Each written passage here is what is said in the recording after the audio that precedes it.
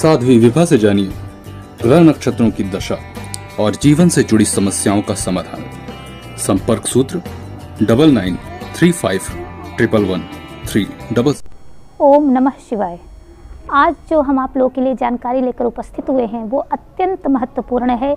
खास तौर पे अधिकांशतः लोग इस तरह के चूक, इस तरह की भूल कर देते हैं।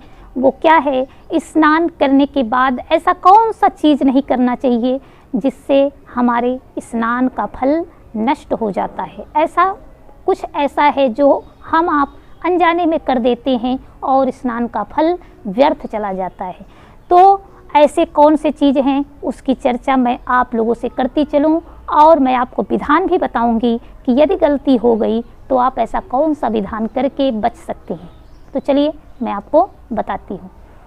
तो यदि आप स्नान करने के पश्चात आप महुआ तले चले जाएं, महुआ वृक्ष के पास अगर आप चले जाते हैं, या तो गाजर कहीं बहुत अधिक संख्या में रखा हो, या गाजर मान लीजिए फल आपके पास रखा हो, सब्जी रखी हुई हो, तो गाजर के वृक्ष तले यदि आप जाते हैं या गाजर के संपर्क में यदि आप आते हैं तो आप ये जान लीजिए कि आपके स्नान का फल व्यर्थ चला जाता है। इसलिए स्नान के तुरंत पश्चात कभी भी गाजर का भक्षण मत करिए। मान लीजिए गलती से अगर आपने गाजर खा लिया या महुआ तले आप स्नान के पश्चात आप महुआ वृक्ष तले चले गए, तो ऐसे में वो कौन सा ऐसा विधान है जिससे आप अपने जो स्नान का फल है जो नष्ट हो गया उससे आप पुनः प्राप्त कर सकते हैं।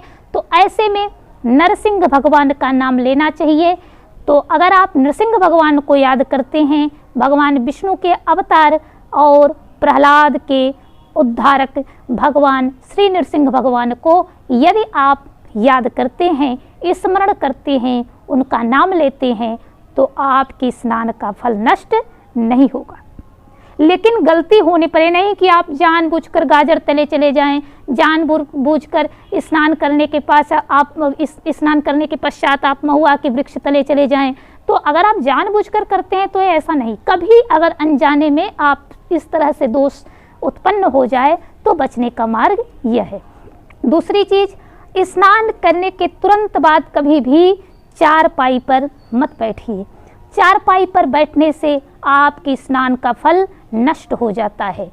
चौकी पर आप बैठ सकते हैं, जो लकड़ी की होती है ना चौकी, तो चौकी पे आप बैठ सकते हैं। लेकिन स्नान करने के पश्चात चारपाई पर बैठने से आपका शरीर अशुद्ध हो जाता है, अपवित्र हो जाता है और स्नान का फल व्यर्थ चला जाता है। उसके बाद आप कोई धार्मिक क्रिया करते हैं तो नष्ट हो जाता है, वह व्यर्थ चला जाता है। तो इसके लिए आप विशेष परहेज ये करें कि कभी भी स्नान के पश्चात आप चारपाई पर न बैठें। दूसरी चीज़, आप यदि स्नान करके किन्हीं व्यक्ति से आप मिलते हैं तो आप ये जान लीजिए कि स्नान का फल वो व्यक्ति आपसे बिना बताए चुपचाप लेकर हर कर चला जाएगा। तो इसीलिए स्नान के पश्चात कभी भी किसी भी बाहरी व्यक्ति से, घर के लोग तो भाई मिलेंगे ही, लेकिन बाहर के लोगों से कभी भी स्नान के पश्चात आप कदापि न मिलें। अगर आप स्नान बना चुके हैं और आपके यहाँ कोई आगंतुक आ गए तो आपको अगर मिलना बहुत अनिवार्य लगे तो आप तुलसी दल लीजिए और तुलसी दल का सेवन करने के पश्चात ही मिलिए, या कोई अनाज का टुकड़ा मुंह में डाल लीजिए। तब आप अगर मिलते हैं तो आपकी स्नान का फल व्यर्थ नहीं जाएगा।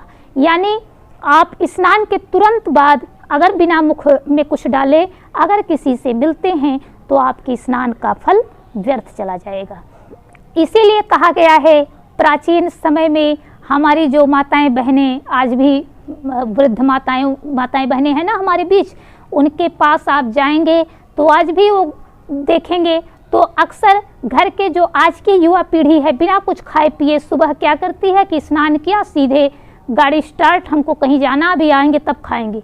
तो देखिए बूढ़ी माताएं बहनें रहती हैं तो तुरंत चिल्लाना शुरू करती थी, कहाँ जा रहे हो, बिना खाए पिए नहीं जाना है। क्यों? क्योंकि उन्हें पता है कि बिना खाए पिए यदि आप घर से बाहर जाते हैं तो आपकी स्नान का फल व्यर्थ चला जाता है। क्योंकि आप बाहर जाएंगे तो निश्चित किन्हीं लोगों के संपर्क में आएंगे। जो प्रथम आपके संपर्क में व्यक्ति आएगा वो आपके स्नान का फल ले लेता है। इसलिए कभी भी स्नान करने के पश्चात यदि आप घर से बाहर जाएं, आपको खाने का यदि बिल्कुल मन न हो तो आप भोजन न करें। आपको नाश्ता करने की भी इच्छा न हो तो आप नाश्ता भी न करें, लेकिन तुलसी दल तो खा सकते हैं ना।